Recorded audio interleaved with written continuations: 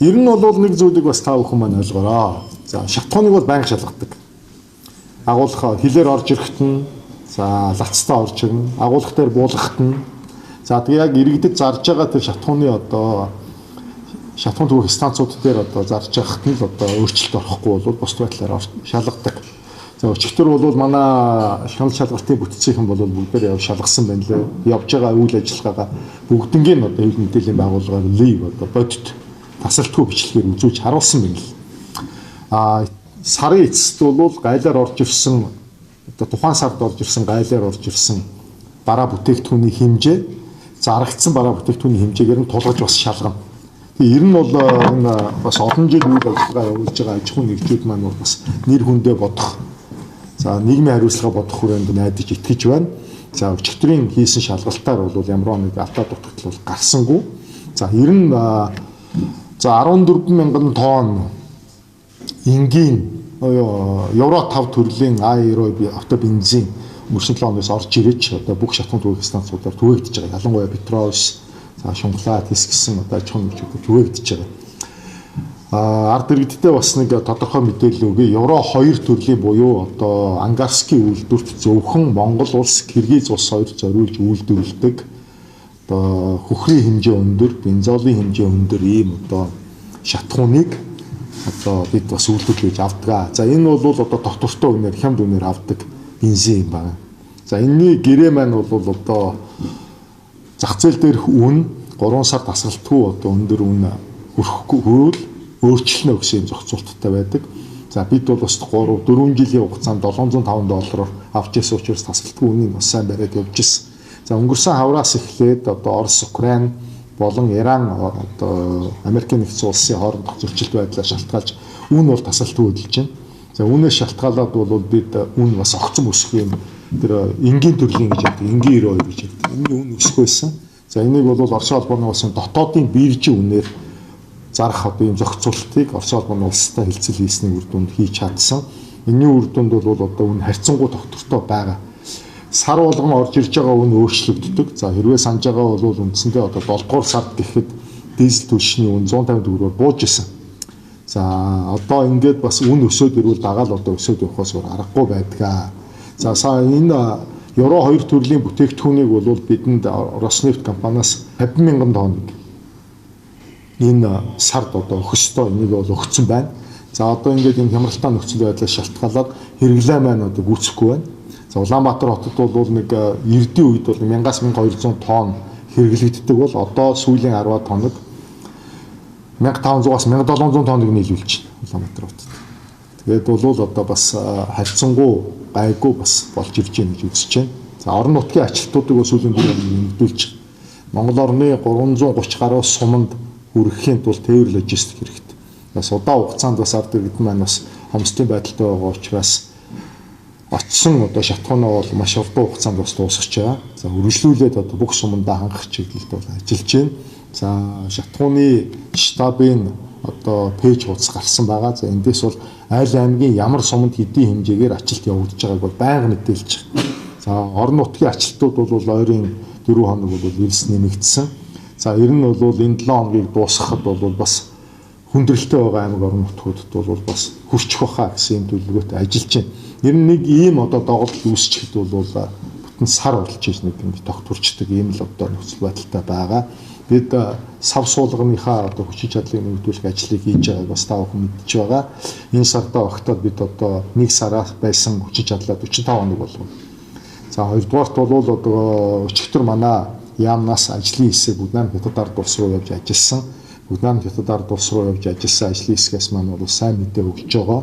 За манай Орос улбаны улсаас авахаас бусад авах одоо бид нар чинь 75,000 орчим тонн А92 автобензин хэрэглэдэг байхгүй юу сарда. Тэгэхээр 50,000 тонныг Орос улбаны улсаас нийлүүлэхээр цаана 25,000-ын дутагдалт орчих. Үндсэндээ 3.1-ээр дутчихаа. За 3.1 нь буюу 25,000 тонны дутагдлыг нөхөхийн тулд бид нэр одоо Бүгднайм хятад ард улс, Бүгднайм Солонгос улс, Сингапур за тэгээд одоо бас бус улсуудаас баг сагаар ингээд нийлүүлээд энийг нөхч аваа.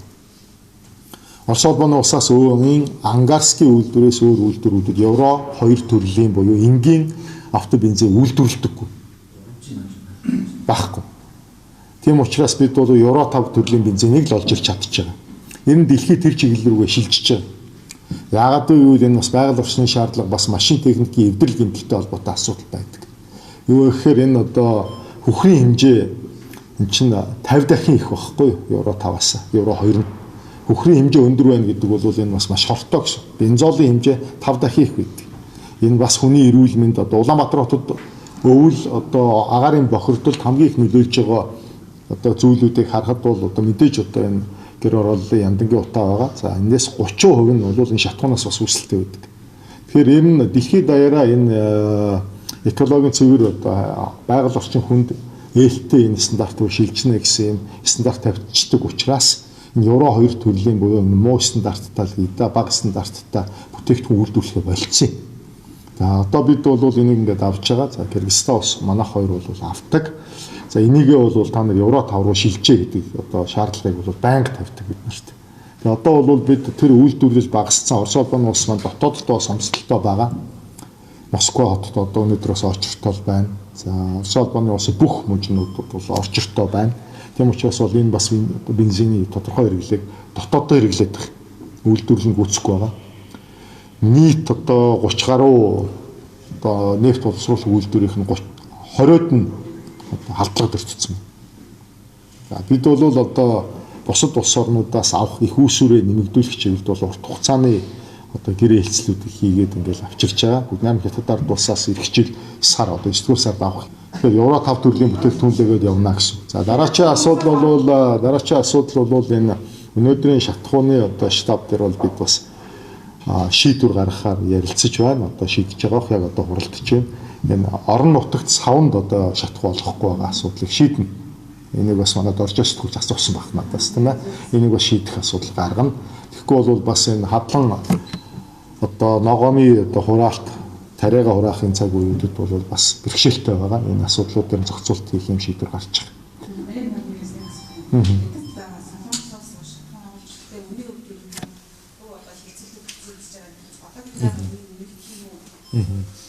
Энэ дэлхийн зах зээлийн үнээс хамаарна. Ерөөсөө дэлхийн зах зээлийн үнээс хамаарна. Нэг үгүй хэлэхэд дэлхийд даяараа олдчихвэл их юм байна. За үнэн дээр бол та бүхэн биеллээ шүү дээ. Энэ нэгдүгээрт бол Евро 2 төрлийн бүтээгдэхүүн Евро 5-аар зарж ийн үгүй юу гэдэг бол өдөр тутам хэмж байгаа.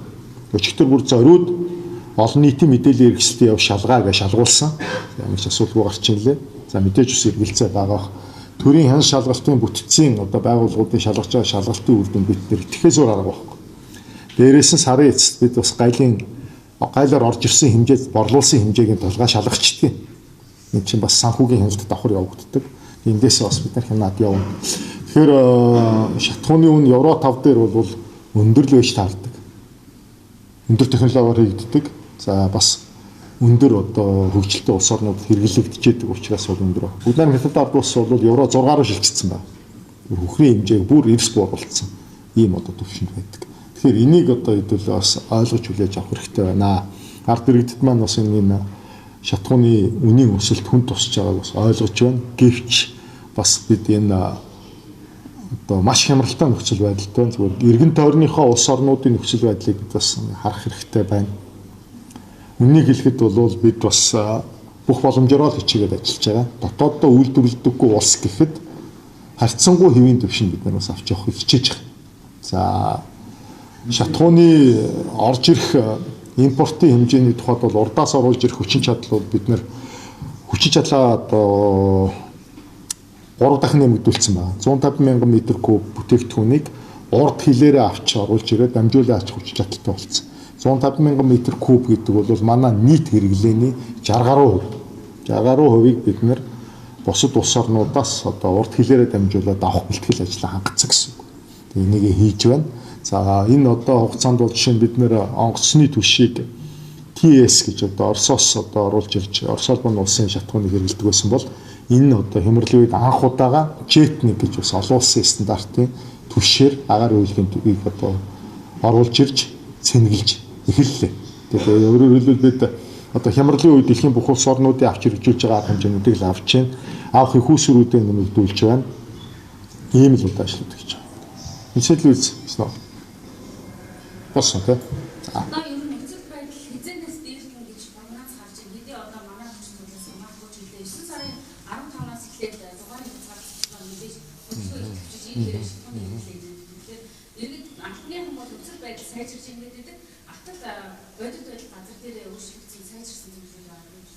Яг Улаанбаатар хотын хэмжээнд шатхуун түгээх станцуудын очрын хэмжээ нэг шатхуун түгээх станц дээр 70 гаруй байсан.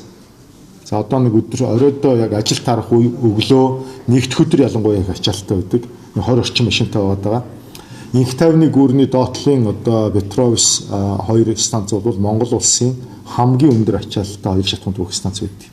За тэнд бол нэг 50 орчим машинтай байдаг. Нарны зам, Чулуу овоо, за энэ Тасхны овоо, за Яарамгийн хэсгүүдэд бол хамгийн өндөр зэрэг ачааллууд явагддаг. За эндээс та бүхэн бас хянах хэрэгтэй. За санаатаа самсуугүй зорилгоороос янз бүрийн одоо дайралт өчхөө, мушхилт өчхөө юмнууд бол явж байгаа бах. Бодитл дээр нь бол замын хөдөлгөөний удирдлагын төвөөс бол Улаанбаатар хотыг бүрэн хянаж байгаа. За сүүлийн 4 хоног ачаалт орон нутгууд руу нэмэгдэж байна. За сүүлийн 4 хоног ачаалт орон нутгууд руу нэмэгдэхэд за өнөөдөр ингээд шатхуу ачсан машин Улаанбаатараас гараад Увсаймагт очлоо гэхэд 2 онжиж. Чи бас аюулгүй байдлын стандарт байна. Очоо буулгаад нэг хагас өдөр бас тэр хөөсөлтөнд бууруулна. Шинжилгээ шаардлагагүй шалгалтыг авна. Ингээд түгэн гэд бодохтой зэрэг түгээлтийн ажил чинь бас хугацаа шаарддаг ажил л та. Тэгэхээр бол одоо энэ удаагийн одоо хүнд нөхцөл байдлыг бол би ард нь гарах шат руугаа орж ийнэ л гэж харж байгаа. Гэхдээ нэг зүйлийг бас урайлын юу гэхээр Оросын улбаны улс Украиний нөхцөл байдал за мөн бас Иран, Америкийн нэгдсэн улсын нөхцөл байдал улам хүндрээд байна. Газрын тосны үн өсөж байна. Тэгэхээр бол ийм нөхцөл байдал дахиад хизээч одоо давтагдах магадлал өндөр. Тийм учраас нэгдүгээрт бол ард иргэдийг одоо бас шатхуун түвшнийхээ хэрэглээг бас хэмнээч. Нэг хоёрдугаарт бас энэ аль болох бусдтай хүртээлтэй байх талаас нь бодож үзээч. Зарим одоо статистик өдрүүдэд бол дүүргэл байгаа шүү дээ. Улаанбаатар хотод бол ямар ч хэмжээгүй дүүргэж байгаа. Тэгэхэд нийт одоо зарим одоо мэдээллүүдийг шалгаж үзэхэд одоо шийдвэр гаргахын тулд бид нар ч бас төр дээгүүр мэдээлэл шалгана шүү дээ. Шалгаад үзэхэд бол 50% дахиж очиад үргээд байгаа байхгүй. Бас бусдтай боломж олгомоор байна. Тэгээ бас ойлгож энэ хямралтай цаг үеийг эвдэрч нэгийг одоо буруу зүргээр гүтгэж, хэрэлдэж, дайрч, доромжилж одоо давахгүй байгаа одоо боломжоо ашиглаж ард иргэд төр засаг, хувийн хвшил бүгдээрээ хамтарч ийм хүнд байдлыг давна. Дэлхийн бүх улс орнууд ийм аягаар л одоо энэ асуудалтай тулж байна. Холбоотой төрийн ямны өөрчлөлт олох. Татвартай гайлын татвартай холбоотой асуудлыг бүгднийг нь бол одоо тэгэлсэн байна. Газрын тосны бүтээгдэхүүн бүгдийг. Ер нь бол бид одоо байгаа бүх боломж хүндрэлтэй нөхцөл байдал бэлдэж байна. За хөдөө аж ахуйн одоо яг одоо намрын хураалттай холбоотой асуудал дээр бол манай одоо хөдөө аж ахуйн сайд Идрот мэдээлэл өгөх бах. За одоогийн байдлаар бол дизель түвшний одоо нийлүүлэлт бол харьцангуй гайгүй байгаа. Тэгээ одоо тэг өвлийн түвш рүү шилжих үед бас нэлээд бэрхшээл үүсдэг. Энэ дээр бол бид нар бэлтгэл ажил хангаа явуулж байна. За ямар хоёрын компани шалгасан юм бэ? Бас нөгөө ганцын тус тэгээд нөгөө гангаас өөрсдөө хаягдлаас нь бүтээгдэхүүн гэж хөдлөх нь яаж бас зүй тусалж байгаа болов? Нэлээд олон компани энэ их одоо 5 аж ахуйн нэг саналаа өгсөн юм байна лээ. Тэрний одоо бүгдээрээ хятадаар тус аж ахуйн нэгжүүд байсан. За хамгийн эцсийн шатанд бол хувийн хвшлийн нэг төрийн өмчийн нэг 2 аж ахуйн нэгдүүлэгдсэн байгаа. За бид бол манай дотоодын хэрэглээ 1 сая тонныг хангах ёстой. Дээрээс нь экспортын одоо үйлдвэрлэл буюу өндөр чанарын ган үйлдвэрлэх шаардлагыг тавьж байгаа. За дотоодын аж ахуйн нэгжүүдийг ажлаар хангах, дотоод ажилтнуудыг одоо сургах, технологи дамжуулах, мэдлэг дамжуулах чиглэлээс нь үнэлгээ явагдана. За өөрөө Дархуул аймагт бол одоо газрын тусгай хэрэгцээнд авцсан байгаа. Авах ажил хийгдсэн. За тэнд бол одоо бид энэ гангийн үйлдвэр гэдэг чинь дагаад өөрөө юм кластер үйлдвэр явагдчихэв. Гангийн үйлдвэрийн одоо шаарна гэхэд үндсэндээ цемент болдог. За Угнаар хятадаар тулсаас орж ирж байгаа цемент яагаад манай дотоодын цементээс хямд байдаг вэ гэдг нь өөрөө энэ үйлдвэрлэлээс гарч байгаа хаягдлаа ашиглаждаг учраас хоёр дахин том байдаг. За дээрэс нь одоо бас энэ үйлдвэрээс маш их хэмжээний дулаан эрчим хүч гардаг. За энийг бол одоо Дархан хот руу нийлүүлэх ийм төлөвлөлтөд ажиллаж байгаа. За дагсан жижиг үйлдвэрүүдийн одоо саналаа илүү дэлгүү өгсөн аж ахуйн нэгж өөрөлдвөл ажлын байр нэгдүүлэх юм санал өгсөн аж ахуйн нэгжид илүү давуу байдал олдно гэж ойлгох хэрэгтэй. Хоёр том үйлдвэр зэссэн хэрхэн яаж нийлүүлэх 100% дотооддоо яг эхний байдлаар за төрийн өмчтэй шууд нийлүүлээ яаж болох те. Хоёрдугаартай байдлаар одоо Гангийн үйлдвэр. Тийш биш. Хоёр талын зэйлэг бол зээл цаасан дээр мэдээж байгаа болоо бас онцгийн хөрөнгө оруулалтын гэрээ юу болж байгаа. За яг мэдээлэгч хоёр толгойн төр гэрээтэй холбоотой хөрөнгө хувийн нийлэгчдийн гэрээнд оруулах өөрчлөлт бол яг одоо хэлбэрчээд одоо энэ 7 хоногт нь 7 хоногт эцэлдээ дуусчих واخа. Яг нөгөө олон нийтэд мэдээлсэн хэлбэрээр хийгдчих бах. За онтройтой холбоотой асуудал бол тэр компани удирдлага солигдож байгаа юм байна гэж ойлгосон. Тэр чинь олон нийтийн нөгөө нэг хөрөнгөний бирж дээр байдаг ил байдаг компани. Тэр компани удирдлагуудыг ирж одоо хилцээрэй гэсэн байгаа. Эргэтэн асуудлаа ярилцсан. За